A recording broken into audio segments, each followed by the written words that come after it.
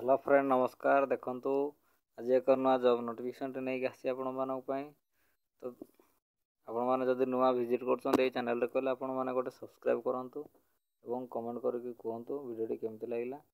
तो डेरी न कर चलते वीडियो स्टार्ट करने। आपणकर इंडिया पोस्ट ग्रुप सी तरफ गोटे न्यू जॉब नोटिफिकेशन आसी आपणकर।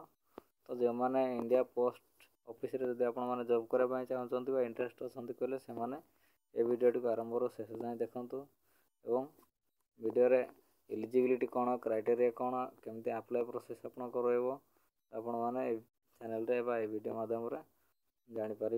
तो वीडियो चलते स्टार्ट करेंगे। तो आपणकर एप्लिकेशन प्रोसेस रोचे आपणकर तो आपणकर ऑनलाइन प्रोसेस रहा। तो अप्लाई केमती कौन करेंगे मुझे आपको लिंक दे देती से लिंक रे जाके आपने डायरेक्ट जाकि जॉइन होकर लिंक अप्लाई करेंगे।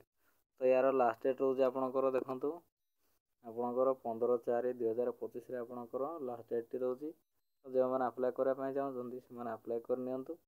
यार मिनिमम एज लिमिट रोचे 22 वर्ष, मैक्सिमम एज लिमिट रोचे 30 वर्ष। तो आपणकर 22 ରୁ 30 वर्ष भितर एज थे आपने एलिजिबिलिटी हो पारे और अप्लाई करें। तो आपणकर देखो क्वालिफिकेशन देखिले आपणकर बीटेक रोचे, बीई रोचे diploma in mechanical and automobile engineering from any recognisation institution. तो आपण मैंने बीटेक करते कले आपण मैंने एलिजिबिलिटी हो पारे, डिप्लोमा करते आपण मैंने अप्लाई करेंगे यार। तो से भाया देखूँ आपणकर पे स्केल रोचे आपणकर केमती level 6 in the pay matrix as per 7 CPC plus admissible allowance. आपणकर लेवल 6 जाए आपणकर कौन CPC प्लस एडमिसिबल अलाउंस रो। तो देखो मेथड ऑफ सिलेक्शन आपणकर केमती कौन रोचे देखो selection will be made by means of competitive trade test.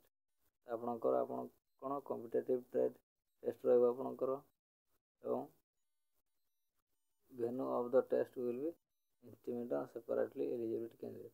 आपको कॉम्पिटिटिव टेस्ट रहा आपणकर जब एलिजिबिलिटी कहले आपण कौन डायरेक्ट सेपरेट जन को पठेबे और डायरेक्ट कौन no intimation letter will send आपको डायरेक्ट अपॉइंटमेंट एलिजिबिलिटी मिले। तो देखिए नेक्स्ट कौन रोचे आपणकर पोस्ट नेम। पोस्ट कौन रोचे ना टेक्निकल सुपरवाइजर व general central service group C non gazette व नॉन मिनिस्टेरियल। आपंकर यहाँ पोस्ट रहा technical supervisor post vacancy total गोटे। तो देखो डॉक्यूमेंट गुड़ाक कौन कौन दरकार आपणकर डॉक्यूमेंट आपणकर age proof, education qualification certificate SSC matriculation certificate दरकार, टेक्निकल क्वालिफिकेशन व डिग्री आपणकर जो डिग्री करते टेक्निकल से डिग्री सर्टिफिकेट दरकार आपणकर। तो रिलेवेंट प्रैक्टिकल एक्सपीरियंस सर्टिफिकेट आज इंडिकेट आपणकर एक्सपीरियंस सर्टिफिकेट निहाती दरकार।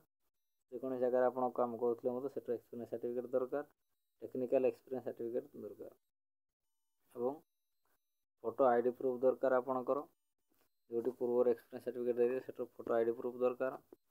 नेक्स्ट रहा आपणकर 2 copy of recent passport size photograph आपणकर रिसेंट पासपोर्ट साइज 2 दरकार और इंडियन सिटीजनशिप होता दरकार। एनी अदर रिलेवेंट इनफॉरमेशन जब आपणकर जेकोसी अलग डॉक्यूमेंट अच्छी कहले आपण भी सेटा ऐड करेंगे ये डॉक्यूमेंट रे। तो आपको लिंक दे देती डिस्क्रिप्शन फ्रेंड आपने जाकि चेक करे और लिंक रे जाकि डायरेक्ट अप्लाई करेंगे। तो चैनल को जब नुआ विजिट कर सब्सक्राइब करूँ और वीडियो को शेयर करूँ। तो धन्यवाद।